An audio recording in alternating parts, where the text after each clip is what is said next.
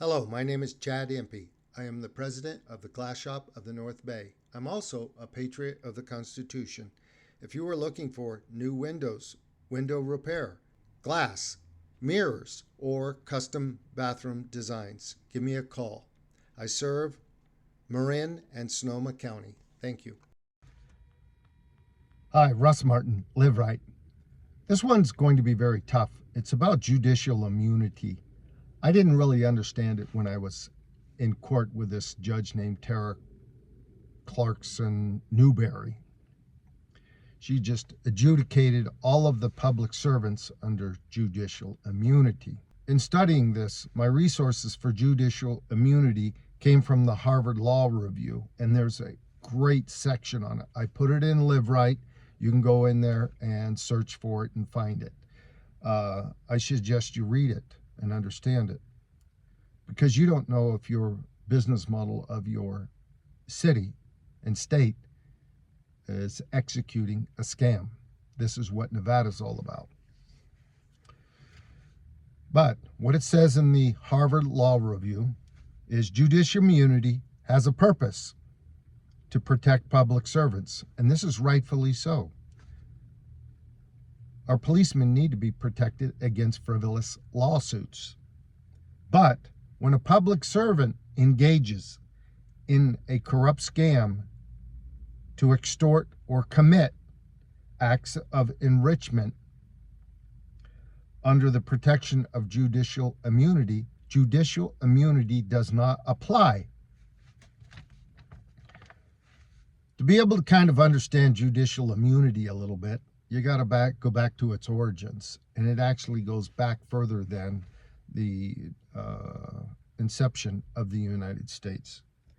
So, to give you the history on it, in 1776, our 13 colonies declared independence from England. This is sort of important.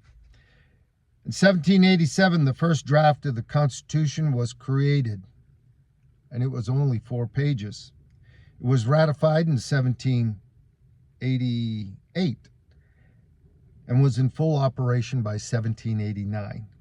The United States Constitution is the world's longest surviving written charter of government.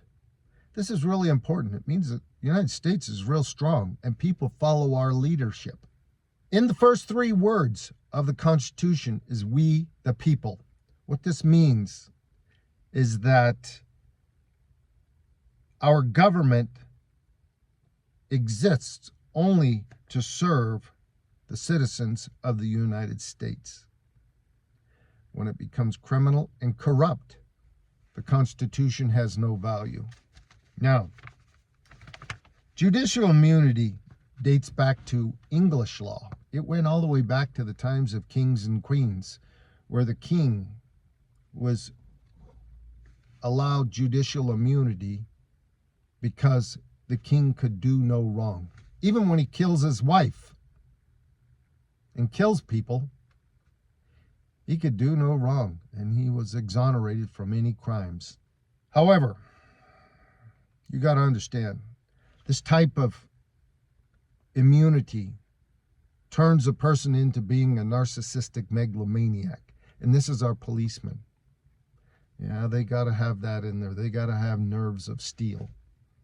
But they're trained as professionals, and they have to make a decision. Am I committing a criminal act that may come back to bite me in the ass later on? And they have to make a choice. Most of them choose to go down the path of enrichment. You have to understand judicial immunity. It is a progressive, confrontational law. A progressive confrontational law that is extended to judges, lawyers, policemen, and politicians. Today, judicial immunity is sending the wrong message to our police and we the people.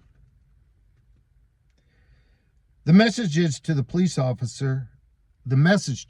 officer is, you are protected by judicial immunity to obey any objective of the political and legal system.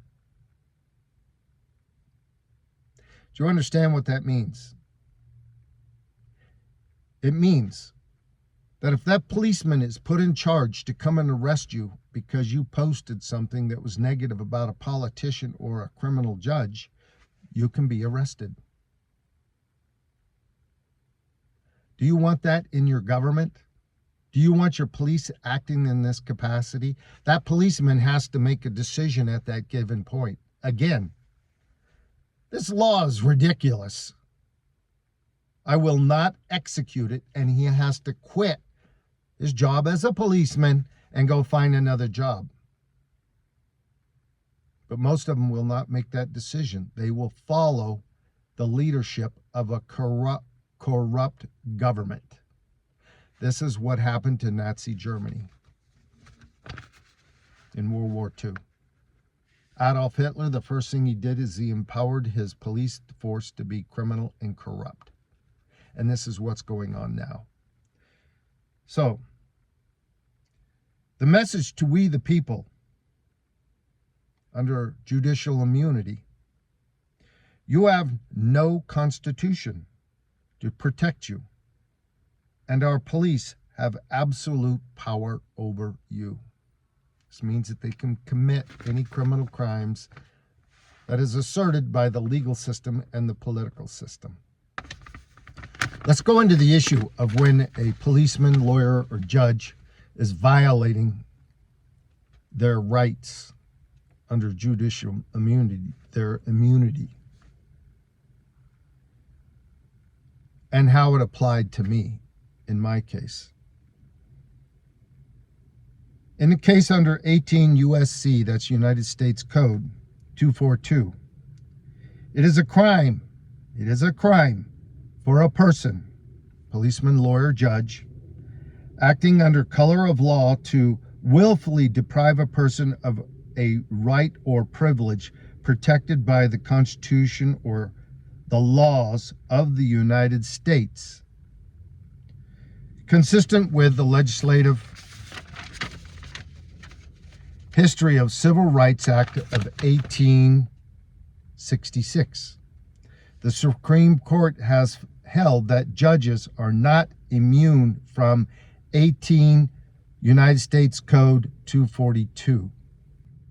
However, now, qualified immunity is not available as a defense if the government employee either acts in excess with violence, acted in bad faith, or acted unreasonably. More importantly, such as a police officer acting in an unlawful capacity to enrich himself through acts of embellishing or falsifying an arrest report, or a lawyer manifesting false witness documents. The act of obstructing justice or due process of law by withholding knowledge and evidence does not qualify a public servant judicial immunity. This goes a little bit further. It goes into, why did this person do these things?